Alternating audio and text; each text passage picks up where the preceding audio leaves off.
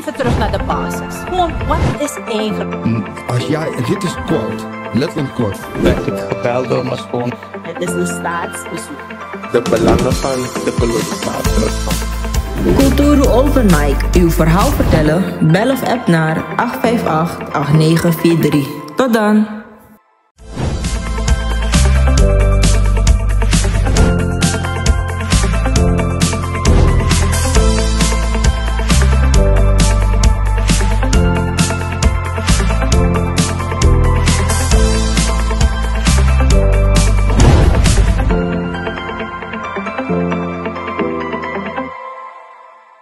Dames en heren, kijkers en luisteraars van Kulturu TV Internationaal, een van harte goedendag. Hier ben ik weer met de talkshow Tak Nangami.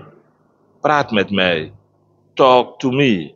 Vandaag niet in de studio, maar wel op locatie. Je weet, wij van Kulturu TV Internationaal blijven niet op één plek. We gaan naar de mensen toe en we kiezen locaties om interviews te doen. En u een beetje dichter bij Suriname te brengen, als u dus niet in Suriname woonachtig bent. En dat gebeurt vandaag ook weer. Ik hoop dat mijn beeld goed is en dat wij de belangrijke persoon die we vandaag gaan interviewen goed in beeld krijgen. Ik wil hem bijna uitnodigen om iets meer naar voren te schuiven. Ja, dat is vele malen beter. Dan hebt u hem helemaal in beeld. Hij is jong, dynamisch, hij wil wat. En hij is voorzitter van de meest de politieke partij, een van de jongere politieke partijen in het land met een heel groot intellect. Jonge intellectuelen hebben zich aangesloten bij deze politieke partij omdat zij vinden dat Suriname niet alleen maar op grond van kracht, power, gestuurd zou kunnen worden, maar wel met intelligentie. Vooral nu daar we aan de vooravond staan van gas en oil en het herrangschikken van onze hout en goud en water en alle andere soorten vormen van rijkdommen die dit land heeft. Bodemschatten en allerlei andere dingen. Ik heb het over niemand anders dan de heer Ronnie Asabina, voorzitter van de politieke partij BEP. Meneer Asabina, goedendag. Het is mij waar genoeg om u te mogen spreken. Hoe gaat het met u? Ja, laat me de kijkers en luisteraars ook groeten vanuit Chuti Sranang. En ik moet zeggen dat we het goed maken. Mooi. Jawel. Mooi. Campagneperiode. Iedereen voert campagne. Allerlei verhalen. Allerlei beloftes. Allerlei mensen op televisie, radio en over straat. Meneer Asabina, hoe vergaat het u wat betreft het promoten van uw politieke partij BEP en het verkrijgen van zoveel mogelijk stemmen? Dus terecht wat u aangeeft, hè, als ik de telling niet kwijt ben, dan zijn we 48 dagen verwijderd van de grote dag. De dag waarop het Surinaamse volk een rationele en boze keuze moet maken. Omdat we in 50 jaar tijd door de Almachtige wederom in de gelegenheid worden gesteld om dit land te verheffen. Ja, om een andere, maar bovenal eerlijke koers te kiezen. En u ziet dat er heel veel partijen een gooi wil doen, meedingen naar meedoen aan de verkiezingen om regeermacht te verwerven. Maar ik hoop dat het Surinaamse volk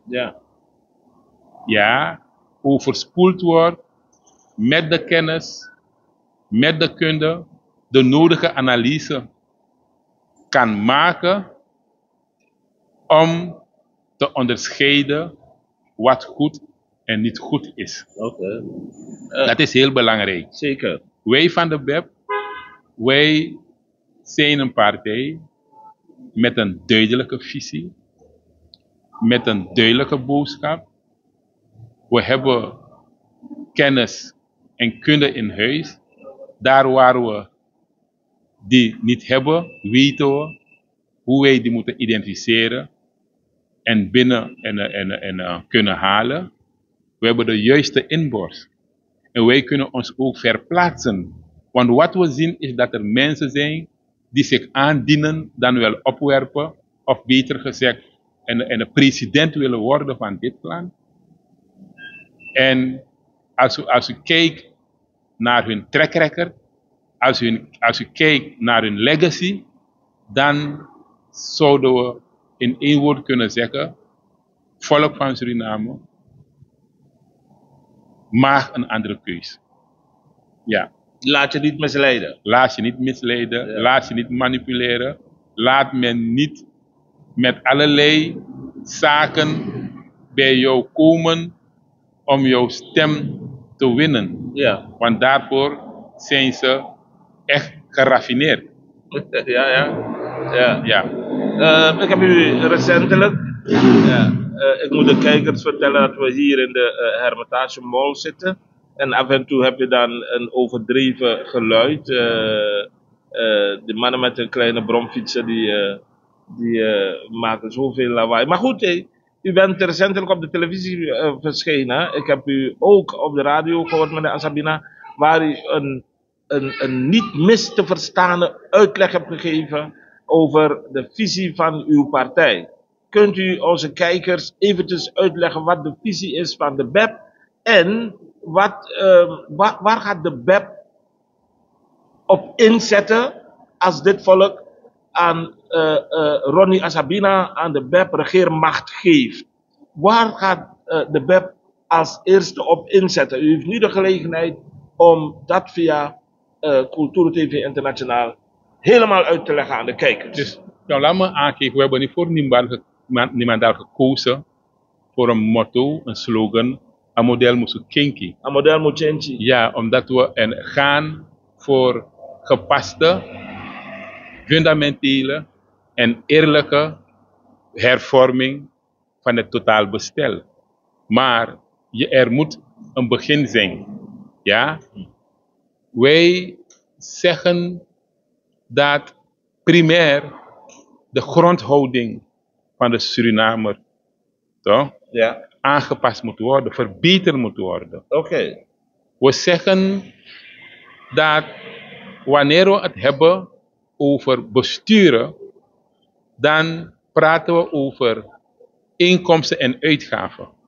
En wat we meemaken tot nu toe is dat de meeste partijen die hun zaken presenteren, dat ze zich blind staren dan wel alleen focussen op de uitgavenkant. Ja. Maar wij hebben ons ook bezig gehouden met de inkomstenkant van de staatshuishouding. Maar alvorens ik daartoe overga, moet ik toch wel aangeven dat als we de situatie in ogenschouw nemen, dan zien wij die armoede. Ja, vooral die armoede. De armoede. En als u zegt, wat zijn de eerste zaken die u zult aanpakken, dan omstoppen apina. Ja, maar payo tapapina. Apina yo tapping, sowieso ga jij moeten herskikken. Want wat we zien is dat de prioriteitsstelling, de keuze van deze regering, in belangrijke mate fout is. En daaraan moeten we gaan werken. Dus we hebben korte termijn maatregelen, tapu apina, maar daarnaast gaan we ook werken aan duurzame dingen. En wanneer we het hebben over duurzame zaken, dan praten we over die speerpunten van de BEP. En we zeggen, als we de ontwikkelingen goed volgen, dan is er iets dat we kunnen brengen onder de noemer van er is een budgetair tekort. De staat heeft geen geld, daarom zien wij dat tot nu toe een sociale uitkering niet uitbetaald kan worden. 3-4 jaar mensen in het achterland. Ik begrijp AOV zelf kan niet uitbetaald worden. De ziekenhuis, er is een gezondheidscrisis. Er is een onderwijscrisis. Er is een sociale stress. En zo zou ik door kunnen gaan. Maar wij vinden, laten we even kijken wat wij zouden moeten doen om te geraken tot duurzame ontwikkeling. En wij hebben kunnen constateren dat je de bestuurstijl, de bestuurvorm en de bestuurscultuur moet aanpassen. Ja, En dat betekent dat we de macht dichter bij het volk moeten brengen. ja. Middels versterken burgerparticipatie en versterken lokaal bestuur. Decentralisatie zo boem. En Ja. die decentralisatie heeft ook een kausaal verband, ja, met verruiming van die belastinginkomsten. Omdat je daarmee door die decentralisatie ga je veel meer check en balance krijgen. Wat we nu meemaken is machtsconcentratie.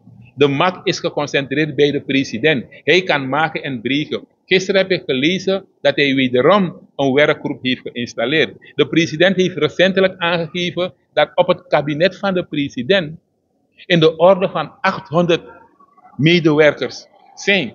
Dus het kabinet is, is groter dan een ministerie.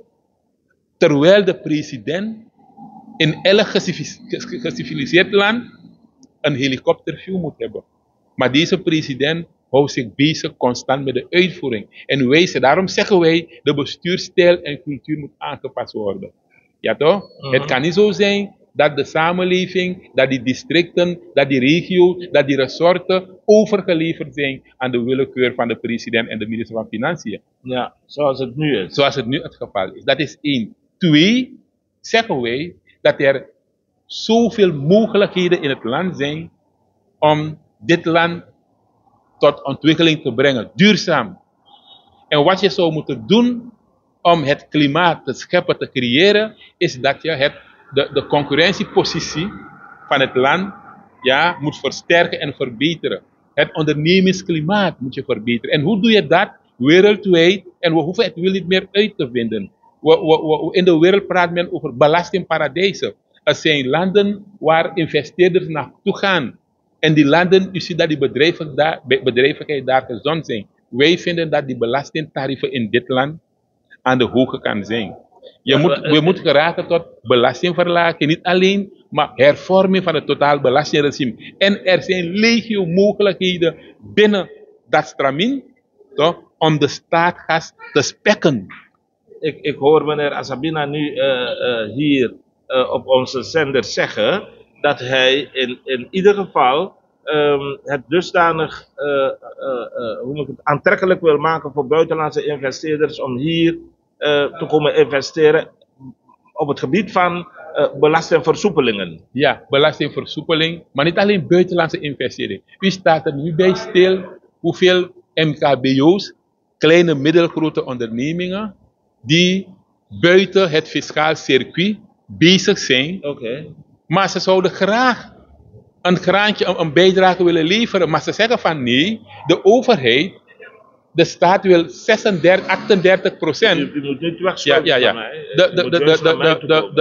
De staat wil 38% van mijn inkomen hebben. En dat is aan de hoge kant. Ja. Ja toch? Ja. En wij zeggen, je kan het verlagen Ja. tot 25%. Oké. Ja toch? Oké. En wat je daarmee gaat krijgen is dat er meer bedrijven in het fiscaal circuit Ja. terecht zullen komen. Want nu, die belastingontduiking is in dit land, is voetbalsport nummer 1 aan het worden.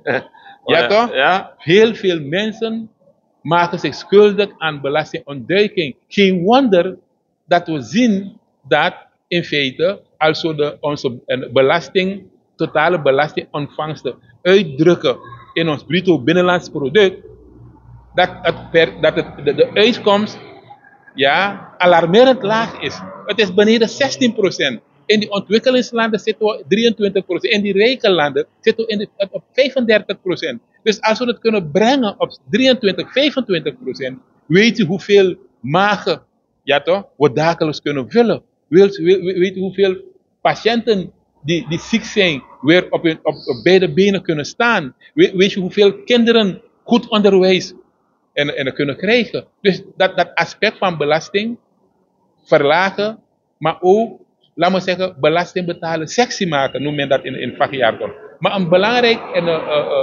speerpunt van ons is ook, de hele wereld, landen die ontwikkeld zijn, zijn landen die beschikken over voldoende kennis en know-how. Ja toch? Ja. De wereld draait de wereld staat en valt met kennis en know-how.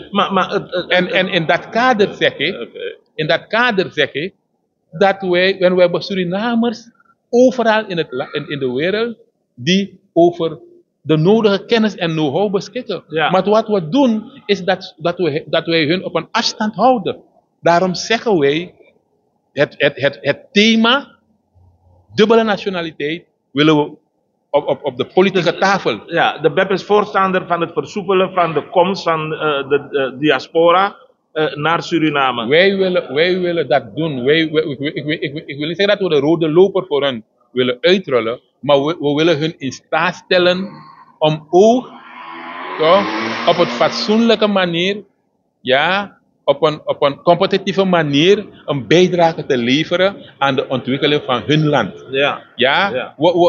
Die mensen komen hier, ze krijgen een AOW, of hoe dat heet, pensioenuitkering in Nederland. Ja, toch? Is dat niet belastingplichtig? Er wordt geen belasting erover gegeven. Hier in Suriname moeten ze 38% betalen. Zo. Ja, 38%. Waardoor u een situatie krijgt dat mensen is bijna diefstal. Ja, mensen Surinamers in diaspora, ja, die niet goed voorbereid zijn. Ik kan ervan mee praten. Dat ze hals over kop teruggaan naar het buitenland. Terwijl in landen, op eilanden als Curaçao, men een model heeft dat als je daar investeert, ja, dat je dat totaalbedrag ten laste kan brengen van je inkomen, waardoor het belastbaar bedrag minder wordt. Dus ik vind, als we zo'n model zouden kunnen hanteren hier, ja, dat misschien als een huis opzet of investeert, het komt de bedrijvigheid van het land ten goede, in plaats dat je die middelen misloopt. Ja, toch? ja. Want dat is wel heel belangrijk om te weten. En zo zijn er andere zaken waarvan wij vinden dat wij die moeten meenemen. Eén ding wat we meemaken in Suriname. En dat is het maatschappelijk breed. En dat is het aspect van instabiele en eenouder gezinnen. Ja, want dat was ook een van de vragen. Ik heb gezien recent dat een collega van u, een sterke vrouw, ziekte heeft er aan haar bed genageld. Mevrouw Etnel. Jawel. Die heeft, u zet sterk in op eerlijk geld verdienen voor het langs de weg van de belastingen. Jawel. Mevrouw Etnel zet heel sterk in op versterken van het gezin. In alle opzichten. En nu komt u ook en u zegt dat inderdaad je daarnaar moet kijken, zegt u met andere woorden. Is inderdaad het gezin nog steeds de hoeksteen van de samenleving? Het gezin is nog steeds de hoeksteen van elke gezonde samenleving. Elke gezonde samenleving. Ja, en we zien in Suriname het vraagstuk van gebroken gezinnen. Het vraagstuk van eenoudergezinnen. Ja, het vraagstuk van zwakke gezinnen. En de overheid, de regering, zou daarin het mes moeten zetten. We hebben niet lang terug in het parlement een nieuw Surinaams burgerlijk wetboek aangenomen. En daar waar wij, met name van de BEP, ervoor gepleit hebben dat het is ons burgerlijk wetboek. Met andere woorden moet zo'n een burgerlijk wetboek, ja, de toets der meet in Suriname doorstaan. En als we het plaatsen, het burgerlijk wetboek, tegenover de realiteit van alle dag, dan zien wij een grote gap. Ja, de BEP is weggelopen, de NPS is weggelopen, en nog een andere politieke partij. Bij de totstandkoming van die wet. De NDP. De NDP. De Ja. NDP, de BEP en de NPS. Ja. Jullie zijn weggelopen. En toch. Ja, we luisteren. En toch heeft die wet de meerderheid gehaald. Met 1 stem. Heb ik begrepen. Bestaat de mogelijkheid dat zo'n nieuwe wet, die per 1 mei ingaat, waar de totale Surinaamse bevolking mee verrast werd en het niet wil, teruggedraaid kan worden? Ja, dus ik denk dat die wet reparatie behoeft. Het gaat totaal om akboeken En het beslaat meer dan 800 pagina's. En wat men gedaan heeft in het parlement, daar waar wij geprobeerd hebben om het parlement, de leden van het parlement, de coalitie tot andere gedachten te brengen. Van luister, laten wij die behandeling per boek doen. Maar het is in dovermans oor gegaan. Want het moet afgejast worden, het moet aangenomen worden, zodat men ermee kan zwaaien van kijk, dit is een belangrijke wapenfeit. Want voor het eerst in de geschiedenis van Suriname hebben wij een eigen Surinaams burgerlijk wetboek. Maar het is made in Suriname.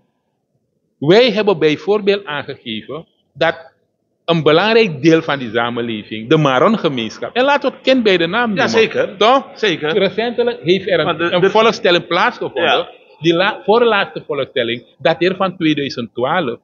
Die ervoor was in 2004. En in 2004 waren de Marons als bevolkingsgroep qua aantallen op de 4e plaats. In 2012 zijn ze van de 4e plaats geklommen naar de 2e plaats.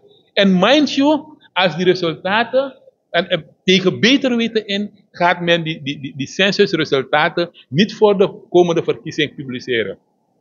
Ja, toch? Maar als men dat zou doen, dan zou vriend en vijand verrast worden met de naakte waarheid dat de Marons de grootste bevolkingsgroep in Suriname. Ja. En als dat het geval is, en die mensen hun eigenlijk, je manier van huwelijk, is jouw identiteit en jouw beschaving. Ja toch? Wij hebben hier in Suriname gehad, ten tijde van het koloniaal bestuur, hebben we Aziatisch huwelijk gehad. Buiten het gebruikelijke in die tijd. Maar de witte man en die witte vrouw, die hebben het belang ingezien van het gezin. Ja toch? Als de hoeksteen van elke gezonde samenleving. En wat hebben ze gedaan? Ze hebben dat mogelijk gemaakt.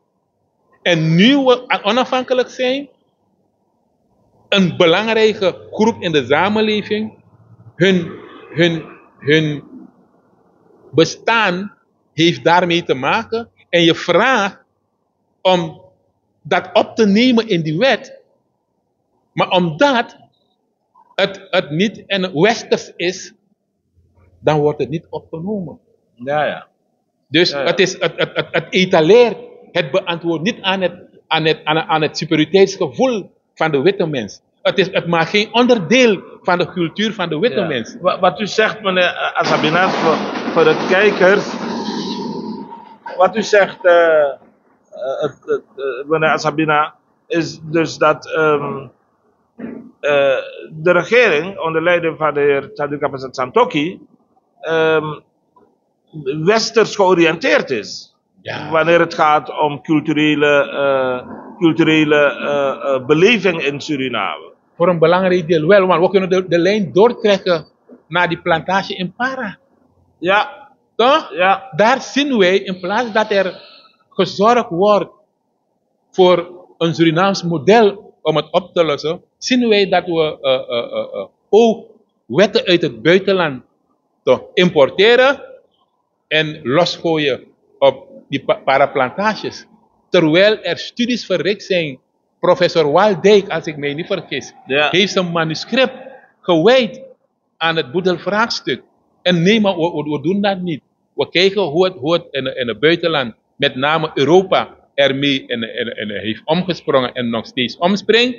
En wij gaan dat toepassen in Suriname. De BEP ageert daartegen. Gaat de BEP, als de BEP regeermacht krijgt, wat ik denk, van dit volk, meneer Azabina, gaat de BEP daadwerkelijk daarop inzetten om deze dingen echt te maken naar Surinaams maatstaven. Deze dingen te trekken uit de Surinaamse klei en af te stappen van adoptaties van zaken van de voormalige kolonisator. Dus belangrijk voor de BEP is dat wij maatschappelijke vraagstukken toch, op een verantwoorde wijze ermee zullen omgaan. We gaan niks en nogmaals niks onder de tapijt vegen. Dat is niet de BEP. we zijn een partij met duidelijke kernwaarden. Waar staat de BEP voor? De BEP staat voor broederschap en eenheid in politiek. Dus we zijn geen partij die in feite de taal van een ander land gaan praten. Okay. We hebben het ook gezien in die kwestie van de Palestijnen. Ja. Ja toch? Dat pasboom, omdat we in een goed blaadje willen komen te staan bij, laat maar zeggen, het Westen en laten we het kind bij de naam noemen USA, dan zeggen wij dat wij ons consulaat gaan verplaatsen, ja, naar Jeruzalem. Terwijl er internationale afspraken, ja, op dat gebied zijn waaraan wij ons hebben gecommitteerd.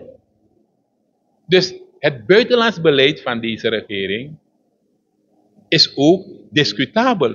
Het nationaal beleid van de regering is discutabeler.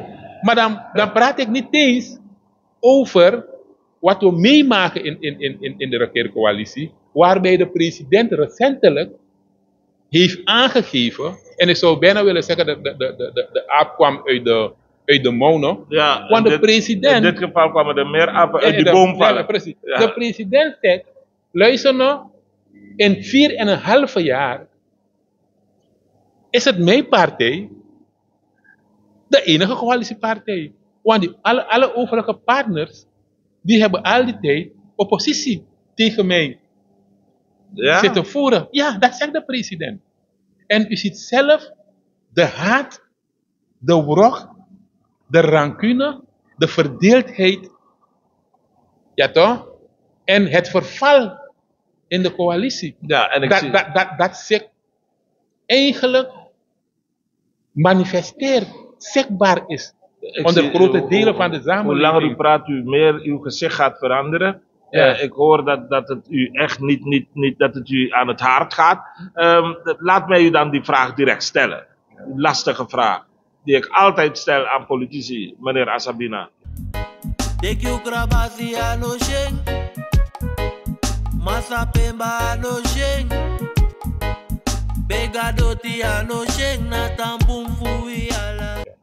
U heeft het net al aangegeven eigenlijk, woorden van gelijke strekking. Vindt u echt dat de politiek in Suriname, de politiek gevoerd door de regering Santokki Brunswijk, doorspekt is van discriminatie? Ja, als we kijken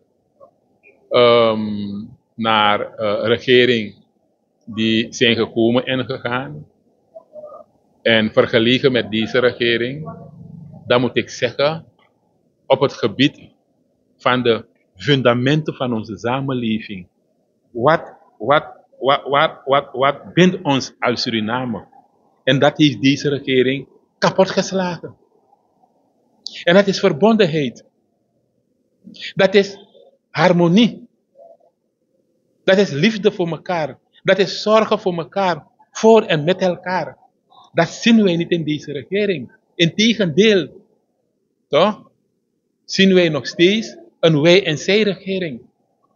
Toch? Ja. Daarom heb je nooit meegemaakt dat aan het volk gevraagd wordt om deze coalitie een tweede kans te geven. Wat men zegt, ik wil 100.000 plus, dus ik wil alleen de regeermacht hebben. PHP zegt aan het volk, geef me 28. NPS is uit de boot gestapt, maar NPS heeft ook aangegeven, geef me 26. Dus en hoeveel wil BEP? Wij hebben keer op keer gezegd, wij willen in staat gesteld worden om belangrijke autoriteiten, laat maar zeggen, functies, voordrachten te doen voor die functie. Wij willen in staat gesteld worden om een presidentskandidaat voor te dragen. Omdat wij het verschil willen maken. Ja. Kijk waaraan een presidentskandidaat moet voldoen. Prachtig. Kijk waaraan een DNA-voorzitter en een kandidaat moet voldoen. En daarvoor heb je 7 zetels nodig. Ja. Oké. U bent bescheiden. Ja. U bent bescheiden. Maar meneer Asabira, een van mijn guru, ik heb een paar gurus, ze zijn allemaal 90 plus, Jussi Blackman en meneer Sordam, En Jussi Blakman heeft uitgelegd van luister, als hij is een sterke NPS'er en hij zegt wat u zegt. Ja. Hij zegt hij zou voor kiezen, hij zou voorstellen aan welke politieke partij dan ook om bijvoorbeeld directeuren van bedrijven door het personeel gekozen te laten worden. Dat is 1. 2. Hij zou mensen in de districten laten kiezen wie ze willen dat hun districtscommissarissen worden. Dat is 2. En ten derde zegt hij, iedere minister zou tenminste in hun portefeuille moeten, in hun achterzak moeten hebben wat u heeft. Hij zou een academische opleiding moeten hebben. Iedere minister zou een academische opleiding moeten hebben. Iedere assembleelid zou een bepaald niveau moeten hebben. Middelbare school minimaal. Enzovoort, enzovoort. Ik hoor u dat eigenlijk ook zo een beetje zeggen. Dus voor ons is belangrijk geschiktheid. Geschiktheid. Geschiktheid is het juiste woord. En geschiktheid betekent dat als je in een functie dient, dat je die taal die daar binnen dat stramien gebezigd wordt, dat je die taal moet verstaan en ook kunnen praten. Zo is dat. Als je vicepresident bent, moet je de taal van vicepresident begrijpen en ook kunnen praten. Ja. Wij zeggen, misschien, ik vind dat hij een stapje te ver is om te zeggen directeuren moeten benoemd worden. Omdat, kijk, wat we niet over het hoofd moeten zien, zodat ik het zeg, ik merk dat in feite ons beschavingsniveau is naar beneden. Wat gaat de BEP daaraan doen? Maar daarom zeggen wij tillen ook zwaar op morele herbewapening. Maar hoe we dat moeten doen, wij vinden bijvoorbeeld, het is jammer dat we moeten opnemen in het profiel om te komen tot president en vicepresident en DNA-lid, dat zo iemand niet in aanraking moet komen met de justitie en dergelijke. Ja, dat zou vanzelf moeten zijn. Ja, vanuit die partijen. Ja, zou dat moeten komen. Ja. Maar je hebt geen andere keus. Nee. Als je op situaties ziet van mensen die dubbel gevangen zijn, zich opmaken om hoge positie in het land te bekleden, dan moet je met die dingen komen. Ja. Trouwens, we geloven wel dat je wie dan ook een tweede kans moet geven in Ik het heb leven. de indruk dat u steeds verder van me afschuift. Nee, misschien omdat hij mee takje toch? Ja, Sorry, ik begrijp. Ja. Maar om terug te komen, die goede man, uw adviseur, heeft ook een heel belangrijk punt aangehaald. En dat heeft betrekking op dat van bestuur. Ja. Landelijk bestuur. Ja. En wij zeggen, wanneer we praten over districtscommissarissen, Ja. en dat is onderdeel van het Dat is meneer Blackman, dat is meneer Jussi Blackman. Ja. Dat is onderdeel van het decentralisatiepakket van de BEP. We zeggen dat districtscommissarissen zijn burgervader en burgermoeder. Dus die burgers in die in regio, of in die provincie, of in die gemeente, ja, hun commissaris moeten kunnen kiezen. En het hoeft niet zo te zijn dat wat we meemaken in Suriname, en vanaf 80, moeten we zeggen dat op dat gebied we een degradatie hebben gezien. Want Chimami, mi geboren dape, voor 80, dan mi grandpa bij de kapitein, hoofdkapitein, en mi bij Chipama bij den DC. En een DC was een gezaghebbende autoriteit. Ja. En het waren meesters, if je bij de meester in de rechter, in de Tron DC. Aturuya. No, zijn partijloyalisten. Heb je niet gezien wat recentelijk heeft plaatsgevonden met die kandidaatstelling en dergelijke? Ja. Heel veel prulwerk. Ja. Omdat men niet beschikt over de nodige kennis en kunde. Bepaalde als u wil, als er 5 jongen hier langslopen, moeten vragen wie de DC is van Paramaribo Zuidwest. Op steenworpen afstand. Hier is hij gestationeerd. Ze weten het niet. De man sabi. Ja, ze zijn niet geïnteresseerd. Nee, maar de DC, ze komen niet naar buiten. Ze komen niet uit de kast. Toch? Ze zijn partijloyalisten. Ze moeten uitvoeren wat hun wordt gedirigeerd van bovenuit. Maar daarom zeggen wij van nee. Elk district moest in staat gesteld worden om zijn eigen ontwikkeling ter hand te nemen. Met haar lokaal bestuur. Dan hebben we een gekozen DC, ja, met een districtsparlement. Een eigen budget. En dat zijn ontwikkelingen in de wereld en al die landen die soortgelijke bestuursvorm en bestuurstijl en bestuurscultuur hebben, die gaan vooruit. Ja. U zit het hele zelf hier in Frans-Guyana. Vorig jaar waren we in een provincie van Frans-Guyana, niet ver verwijderd van Stoelmaas-eiland, Grasanti. Okay. En die man heeft ons gezegd, meneer Atabina, voor de Binnenlandse Oorlog waren het de mensen van Grasanti die in grote getalen hun boodschappen gingen halen de Stoelmaas-eiland, dokterbezoek en dergelijke. Als u nu vergelijkt, omdat die mannen hebben een vergevorderd systeem van decentralisatie. Die mannen krijgen hun eigen budget, ze mogen zelf bepalen, daar hebben we midterm dingen, een election. Toch? En dat moeten we ook hebben. 2 jaar voor de centrale en verkiezingen om een midterm election. Daarom zeggen wij, een model moest kinky. Dan zeggen we, fundamenteel moet het aangepast worden. Okay.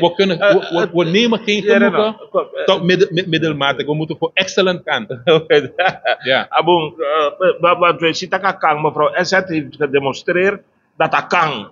Dat in de Kondresranang ook kan changes aan die fundamenteel. Mevrouw Esset heeft ervoor gezorgd dat dat heel kiesstelsel Kondresranang mevrouw de Esset. Ja. In ieder geval Serena Esset, ja. Dank u wel. Ja.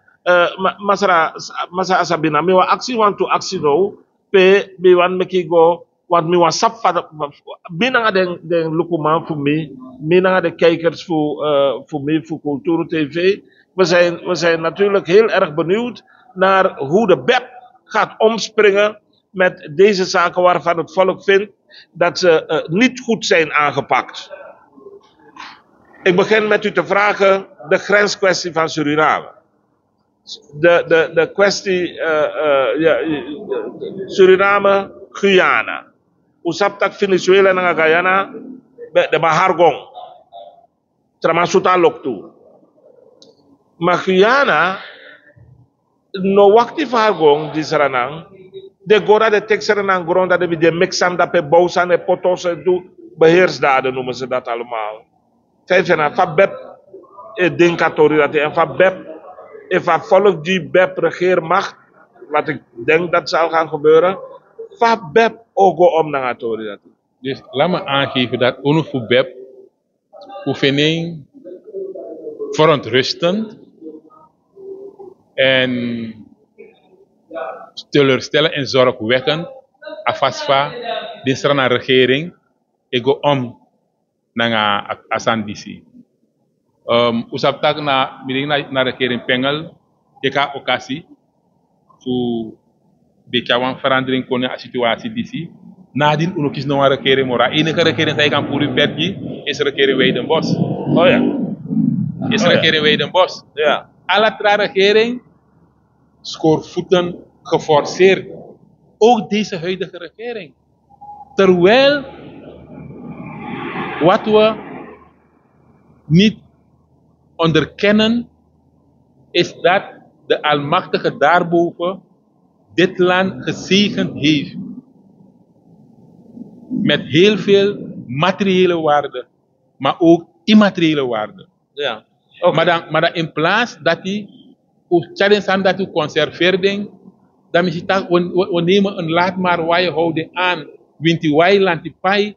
Ik weet tot nu toe niet wat het standpunt van de Surinaamse regering is, ja, over de grenskwestie. Ja. Hoe de regering stelt zich op een manier die niet beantwoordt aan de trust en de identiteit van de Surinaamse burger. Zo. Ja. Nou, dat is daarom heb je gezien dat ooit deze of gene burger is gaan applaudisseren voor de regering over haar optreden. met betrekking tot de grenskwestie. Nee, De man nee. nog doen, maar Guyana de mij wel. Ja. De Guyanese samenleving, die ondersteunen hun regering over de wijze waarop zij omgaan met de grenskwestie. Ja. Toch? Ja. We zien laatst dat onze, Takwansani laatst jaar regering, Takwansani, en nog geen 2 minuten verwijderd onze ambassadeur in Guyana is ontboden Ja. door de Guyanese regering. Ja. Dus ik weet het niet, maar Azorleki, ik denk dat we, alsof we niet trots zijn op ons Suriname zijn, alsof we niet trots zijn op onze identiteit en beschaving. Laat jij me 3 weken terug ik moet naar China. Ja. En die go naar China, voor het eerst go naar China, ik tak pasango. En mi scope, ja toch, is bijna met 180% aanwezig. Ja. Omdat mi zit China nou een boek ontwikkeld country. En adrenaline, sa make de man kon ontwikkelen zo, na de man beschaving naar de identiteit. En wan country, sa ne waarderen in beschaving, wan country sa ne waarderen in identiteit, a country dat no komt tot duurzame ontwikkeling. Oké. In elk geval, als standpunt voor BEP in Atori. Als standpunt voor BEP in Atori. Kijk, unu stranang, we hebben ons opgesteld als een land in de wereld dat niet de toer van confrontatie opgaat. Dat doet Taki. Dus we zijn een non-alignment movement. Ja. Toch? En voor ons is het belangrijk, diplomatie, dialoog, maar om een dossier. Maar zou niet doen, je maakt een dossier voor op tijd. Oké. Je maakt dossier, Guyana, je maakt een dossier. En Guyana zorgt ervoor dat die internationale platformen en autoriteiten en klankborden rekenen met jou. En de mij bezoek ding, de mij voldoen aan de sandati. Maar hoe maakt de sandati? Dus het lijkt alsof wij op een oneigenlijk bezig zijn. Dat die, want zo lees je hier in Santa Jong, bewindslieden, de mij zit in Santa Guyana. Ja. Toch? Ja. Alsof een loba kondre. En dat kan niet. We moeten trots zijn. Onze beschaving, toch? Moet centraal staan. Oké. Dank u wel voor dat antwoord. Jawel. Ik ga nu naar een ander heet hangijzer. Oké. En dat naar Atori voor Sinalco. Ja. Ook to Atori dat hij Chadjugu in Akondre. Fawa kan Atori dat. Hoe denkt BEP daarover? Wat is BEP haar standpunt in Atori voor Sinalco? Tak de mama konja zo leuk de Amerika doen 110 jaar lang aan de wetman Billiton en Suralco de man kon de man fura la san fura de man chadegwe de man concede san juno bakabundiri.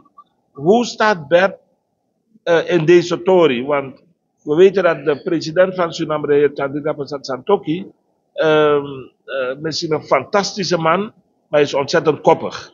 En van Potwasan ne ede, not ne pure. Van BEP vind ik dat de regering Santokhi Brunswijk gaat om naar het originalco. Dus wat we moeten vaststellen, dat de aanpak fout.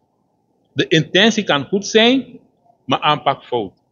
Wij van de BEP, wat we in feite adoreren, ophemelen, sa ufintaki moest de in alla kondre.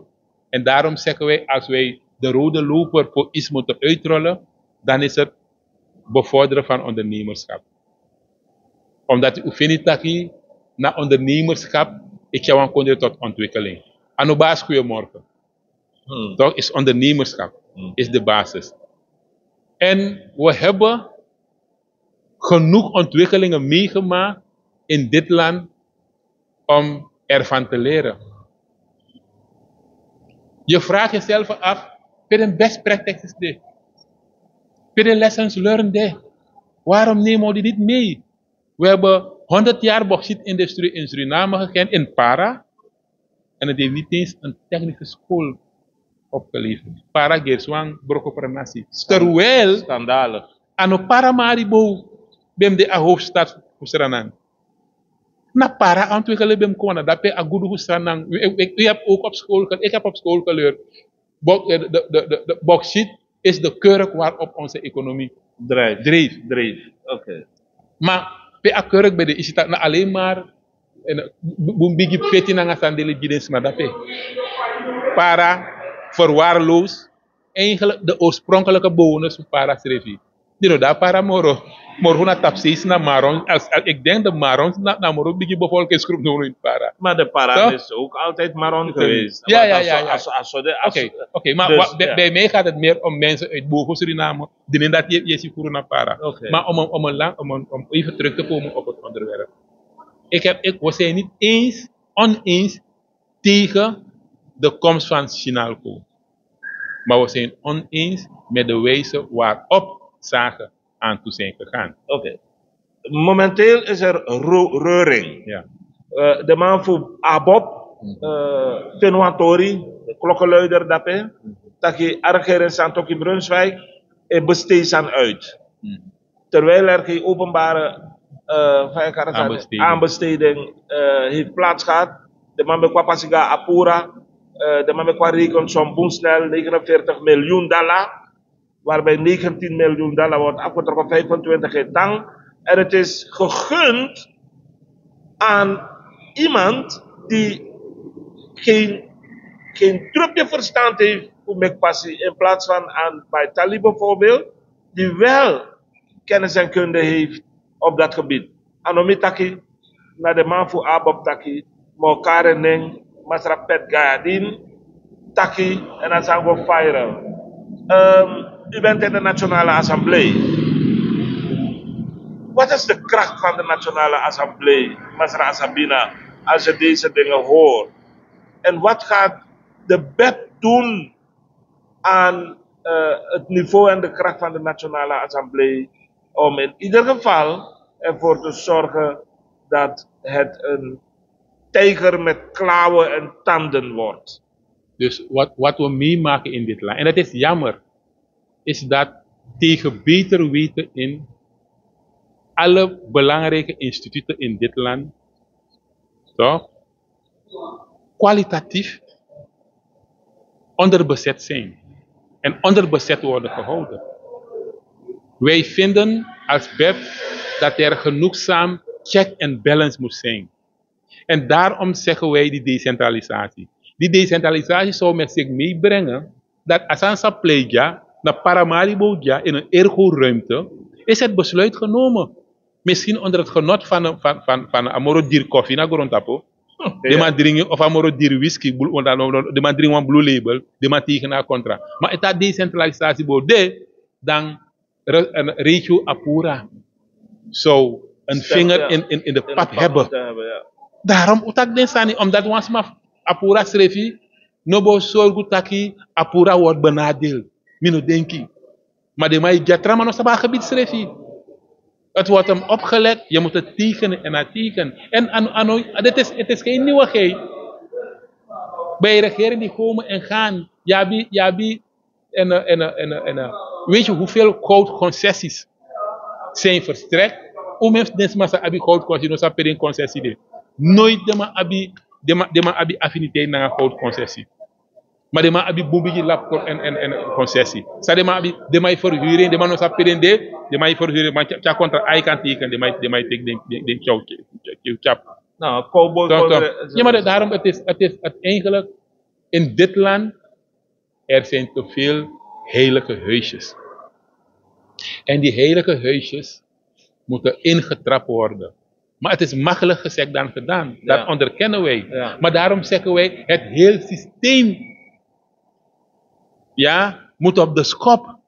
Daarom moet een model moest kindje, maar dat is een gefaseerd en successievelijk. Wansansa imdu bijvoorbeeld, de prins Parisansa moest doen. Er moet een verkiezingsautoriteit komen. Het kan niet zo zijn dat de president van het land beroepsinstantie is. Die zelf lijsttrekker is voorzitter van een politieke partij. We vinden dat in feite, weet je, want nu bijvoorbeeld, er is een wet tegen money laundering.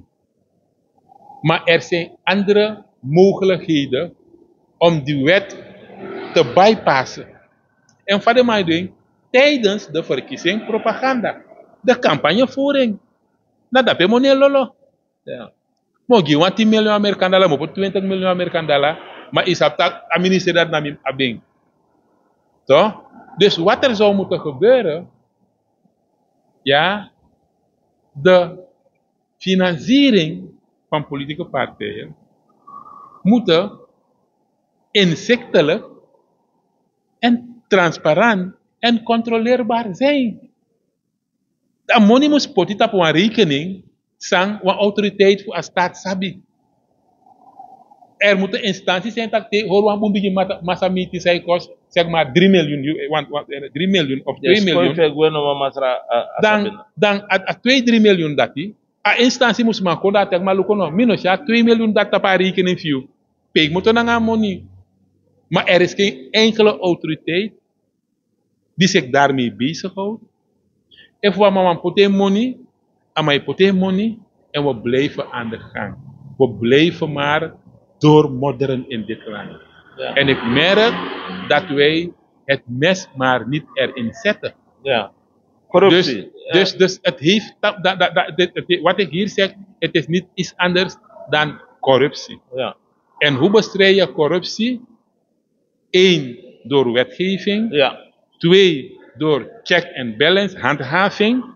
Maar meest belangrijke is immateriële normen en waarden. Oké. Dat is heel belangrijk. Oké. Ja. En dat heeft te maken met je vorming en opvoeding. Ja. Ja. Ja. Daarom zeggen wij, we moeten het geraken tot morele herbewapening. Oké. Ik ben ervan overtuigd dat in de diaspora mensen zullen smullen van wat u allemaal gezegd heeft. Dat is de taal die men graag hoort, meneer Azabina. Maar goed, de diaspora stemt niet. De local, die stemmen. U heeft al aangegeven, met 7 stemmen zou u een rol van betekenis kunnen spelen natuurlijk. Met de nieuwe kieswet, kiesregeling, maakt u kans om dat te halen, sowieso, meneer Azabina. Bent u voorstander van, omwille van de tijd moet ik deze vragen snel stellen en korte antwoorden alsjeblieft. Bent u voorstander van het feit dat als elke nieuwe regering die komt, zorgt voor nieuwe mensen te accommoderen, nieuwe commissarissen bijvoorbeeld, nieuwe districtscommissarissen, nieuwe directeuren op ministeries, allemaal nieuwe mensen, waardoor de andere schaduwambtenaren worden en maar geld gratis krijgen van het land. Hoe denkt de BEP daarover?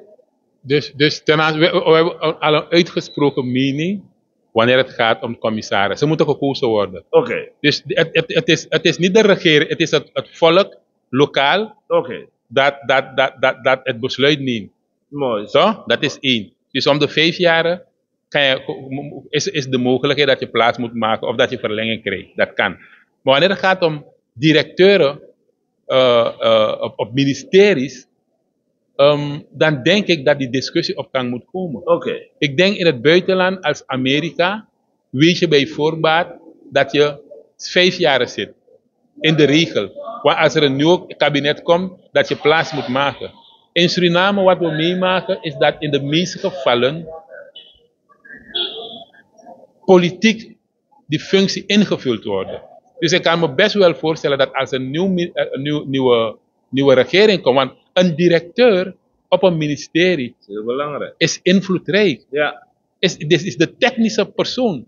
Dus als hij of zij niet loyaal is aan de minister of het beleid, dan krijg je de poppen aan het dansen. Oké. Ja, dus wat dat betreft, wat we wel moeten zeggen, is dat we hopen dat er functieprofielen komen. Voor die functie. Ja. Ja toch? Er moeten functieprofielen komen. Nee, maar de vraag is, als u regeermacht krijgt. We gaan werken aan functieprofielen. Okay. We gaan sowieso werken aan functieprofielen. Ja. En wat dat betreft, en als er zeg maar sollicitatie moet en er moet komen, open sollicitatie, Kijk, sowieso voor parasitale bedrijven vinden wij dat er gewoon open sollicitatie moet komen. Heb u ooit een sollicitatie gezien voor de directeur van IBS? Nee. Of de directeur van Staatsolie? Of de directeur van havenbeheer? Of luchthavenbeheer? Nee. Het zijn functies die trekken en aantrekkelijk zijn. Maar de mij put een sollicitatie wel voor Huizen Asiana en Esther Stichting. En Allianz. Want money no dat toch? Maar het gaat om één en dezelfde overheid. Het gaat om die parasitalen. We hebben ook te maken met parasitalen. Is je vast aan Europa toch? Ja. We hebben gezien dat bij Staatsolie de hele statuten aangepast moeten worden. Om iemand te accommoderen. Ja, we hebben gezien dat een iemand zijn nationaliteit moest veranderen om voorzitter, ja, om dingen directeur te worden. En een voorzitter van de Raad van Commissarissen. Waar hij dacht dat hij directeur RVC, zou worden. RVC, maar hij is geen directeur geworden. Maar kindje paspoort. Maar kindje blauwboek. Ja, tik je naar bruin, bordeaux, tik de blauw. Ja, toch? Oké. BEP is tegen die dingen. Omwille van de tijd, meneer Asabina, geef ik u nu de gelegenheid om het volk even toe te spreken. Het is 11:02 voor wat betreft de verkiezingen in Suriname. En de BEP, die timmert hard aan de weg. U mag nu het volk, nationaal, internationaal, toespreken. Dit is uw camera. Primair, de jari daardoor ze kondre. Eigenlijk zou wantaye a volk nadat hij ook is een kans straks dadelijk door 50 jaar onafhankelijk en ook is een tweede kans voor zeti a kondre duurzaam en zou moest doen met een boekkeus.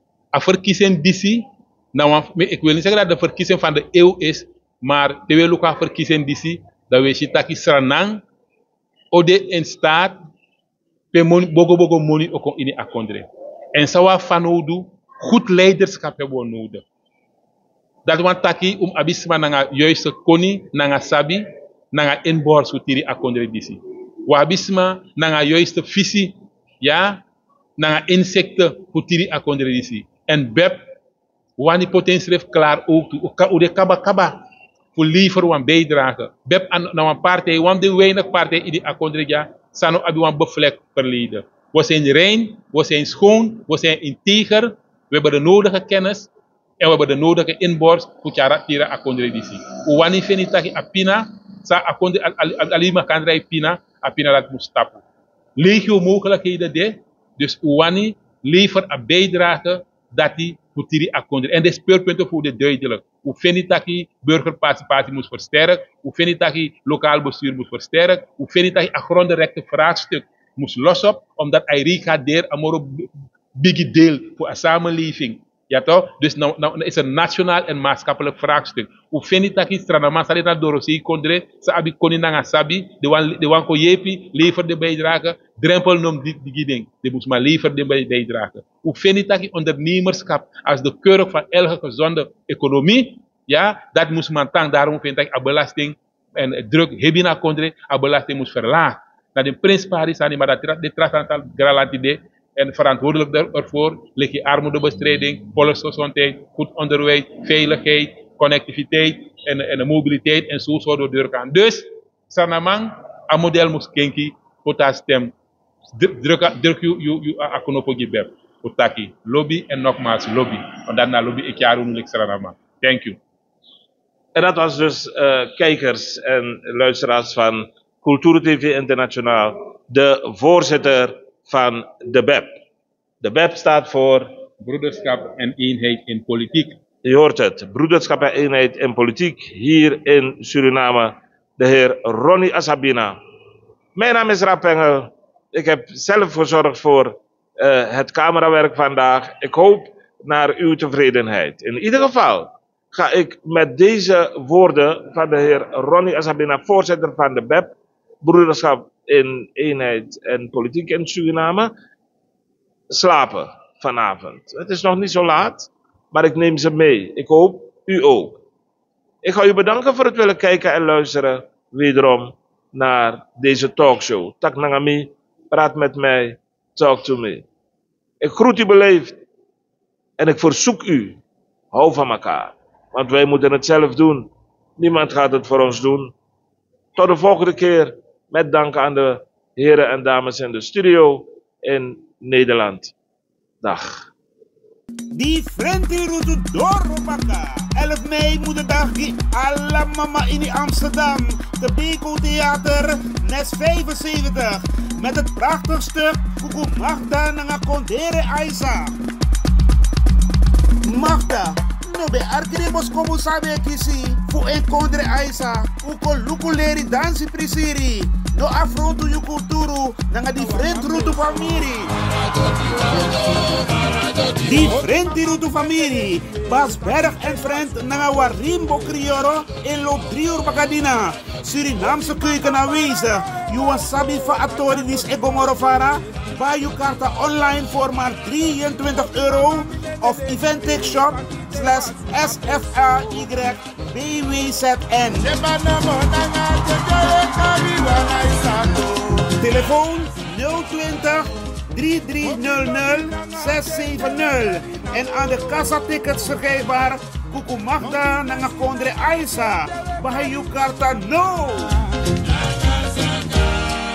Mama Horbaka Juno. Mr. Pebble Banger.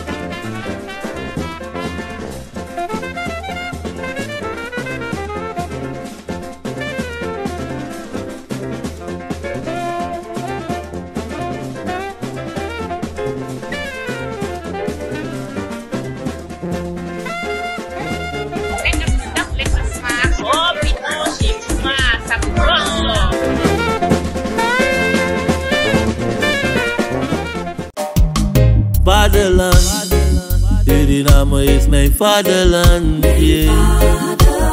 Vaderland, Suriname is mijn vaderland. Suriname is een heilig land, maar we doen wat we onheilig staan. Zo pijnig man, maar de man niet veilig staan. Kinte Promotion organiseert Kitty Kotti Boatface. Zondag 29 juni 2025. Vaar en swing mee. Opstaptijd 3:30 's middags. Afvaart 4 uur. Terug 9 uur 's avonds. Toegangsprijs €50. Aan boord €55. Line-up Sabaku, Corona Band en DJ Roy C. Voorverkoop van kaarten, Ricardo's Eethuis en Nieuw Draver. Surinaamse keuken aanwezig. Let op, eigen drank aan boord is niet toegestaan. Hey, met jou wil ik niet dansen. Zondag 29 juni, Kitty Kotti Boatface. Opstapplaats, de Ruiterkade 414 achter het Centraal Station. Dresscode in de kleuren van de Surinaamse vlag.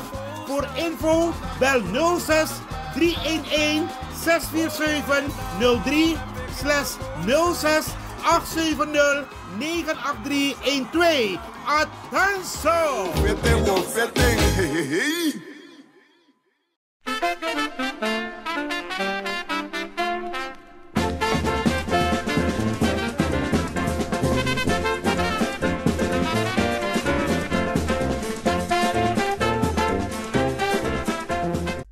Ben jij een gedupeerde van de toeslagenaffaire, ouder, kind of ex-partner? Ga dan naar stichtingherstel.nl. Herstel met dubbel L. Met Stichting Herstel kom je er wel.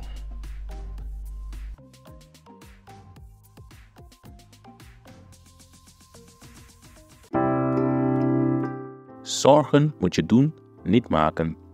Zorg is persoonlijk.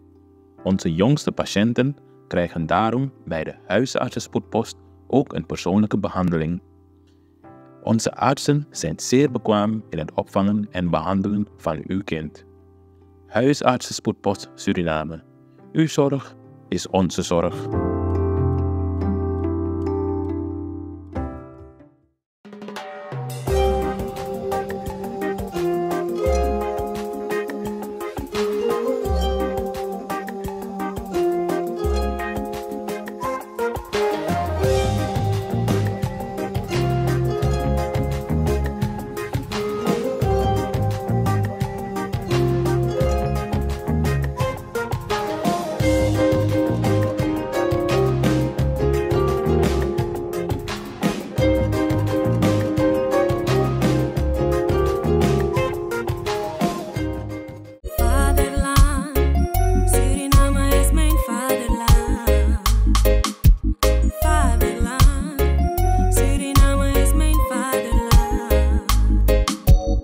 www.culturo.com for the generation then.